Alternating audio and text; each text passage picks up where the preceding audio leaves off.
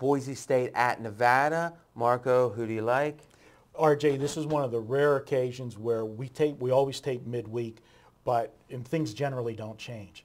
This is a game that definitely swings on the outcome of the Alabama-Auburn game earlier in the day. So I'm going to actually give 2 picks on this play, depending on if Auburn wins and if Auburn loses, and I'll explain them in this video. Okay, so let's assume we just talked about it. We both think Alabama's going to win. So let's assume Alabama wins.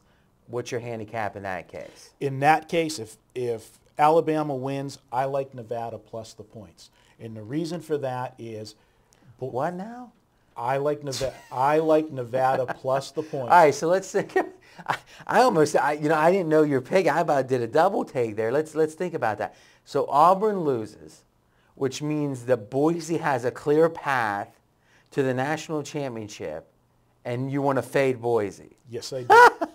All right, you are Marco D'Angelo, 25 straight baseball winners. Explain it to me. Well, what's going to happen is the line's sitting at 14 on this game right now. If Auburn loses, the line's going to go up because the public is going to rush to Boise just because now they're in that must-win. There's a difference. The last few weeks when we kept talking about Boise and all the pressures and so forth and having to win, the difference was they were in a must-win, but they didn't control their own destiny. If Auburn goes down, they now are still in that must-win, but they control their own destiny, and it actually puts more pressure on a team because you win and you're in. Nevada, that takes this rivalry to another level with Nevada because they want to be the team to knock off Boise and end their dream season. I like the dog here if the national championship is on the line. You know, I've been trying to teach you something about Boise the last few weeks. I have not made a wager with or against them the last 2 weeks, though. So I haven't lost any money. And the thing I've been trying to teach you is this team is fundamentally just a different team than the average non-BCS conference. Hey, we run up a lot of big scores. I'm going to throw a few numbers at you. Usually, if you have a team in such a small conference that everyone in the country is aware of, that has a great offense, usually fading them is the best thing in the world because they're always overrated. Mm-hmm. Like the UNLV teams in basketball back in the 90s, they were usually good bets against because everyone wanted to bet the team laying 32, on the road or whatever. Look at these stats. I said it last week. They've covered 14 of 17 as a road favorite, which is supposed to be the squarest play, the marquee team on the road, 14-3. Against winning teams, which you would think, they're not going to play, they can beat up the Sisters of the Poor. 39-14 ATS. End of the year, maybe they're not physical enough, they're getting tired. 35-14 ATS. I mean, these aren't 58%, these are 70-75% trends over 50-plus games. This Boise team, you're telling me for the first time in 4 years that they've been good, or however many, I guess it's even been more than 4, that they finally can see the national championship in their sights against an Oregon team most likely that they've just beat last year. They are good. That's when they're going to finally fold. Okay. Do you want to reverse? Because I've never got you to reverse your pick. I'm going to give my Lee Corso imitation. All right. Not so fast, my friend. 2007, Nevada, Boise State. Boise State minus 25.5. Final score, 69-67. 2008, Boise State minus 6.5.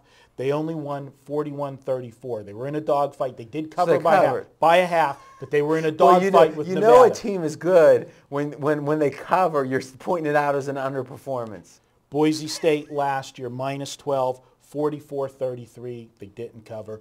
Nevada plays this team tough. All right. Now, that's a different conversation. I get, all right, so, okay. I mean, that's the beauty of these numbers is that if it was easy, if the line was pick 'em, we would all like Boise. That's easy. You're saying, now what do you expect the number to go to? I expect the game to go 17? I don't think it'll get to 17 because of Nevada being a top 25 team, but it's clearly going to get us over the 2 touchdowns, in which, again, is value. So, and you're saying that you're getting some extra value, but you think net it hurts Boise if they have their own destiny in their hands. I do, because I think they will pay just a little bit tighter, and it's going to keep Nevada in the game. Now, on the flip side to that, if Auburn wins, I'm not going to play the game straight. Let's back up a second. Just to be clear, though, if people want to follow you, do you wait all the way till game time on this? If so, to let people react to the fact that Alabama won? Bet this game. Bet it as late as possible if because you're the going to line's play the only going dog. to go one way. All right, go ahead. All right. If Auburn wins and Boise's back to that, they don't control their own destiny, I like the over in this game.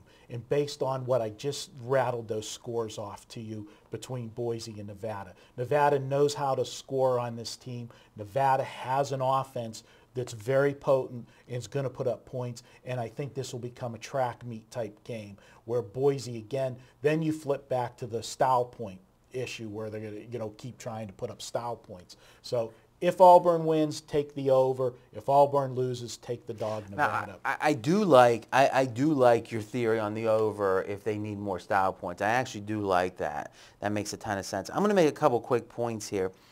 I think this Boise is I think they call it an object lesson, just this idealized lesson, and sometimes there's a premium for a reason, and I think with this team the premium isn't enough. I also think there's another lesson here, which is most of the time you want to bet early. Most people bet game day, but that's allowed the wise guys to touch the lineup and adjust it throughout the week. To me, unless there's a reason, bet as early as you can, and that's something you can do if you actually have, a lot of locals don't take early action.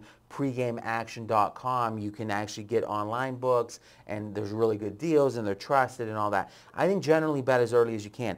This is an example where there's a fundamental handicapping factor that's yet to be determined. The other one is injury, typically, that you want to maybe wait late here, all right? But there's one exception to that, which is I'm going to be talking about in one of my webcams I'm going to do this week is a correlated parlay. I believe that if you like Alabama like I do, that it makes a ton of sense to bet Alabama and Boise in a parlay right now, knowing that if Alabama wins, you've just gained some value on the Boise line because the line's going to go up. Mm-hmm. And I'll go into the math of that, and I can tell you were a little impressed by that, weren't you? Like there was a little, your eye went like, wow, that's a good point. I actually had something in my eye. All right. Now it's your turn to continue the conversation in the comment section with Marco and me. And next up, we're going to be moving. This will be the last, if you're listening to the audio podcast, this will be the last one of this podcast. Move on to the next one. And for videos and everything else, we're going to be talking about all of the weekend action.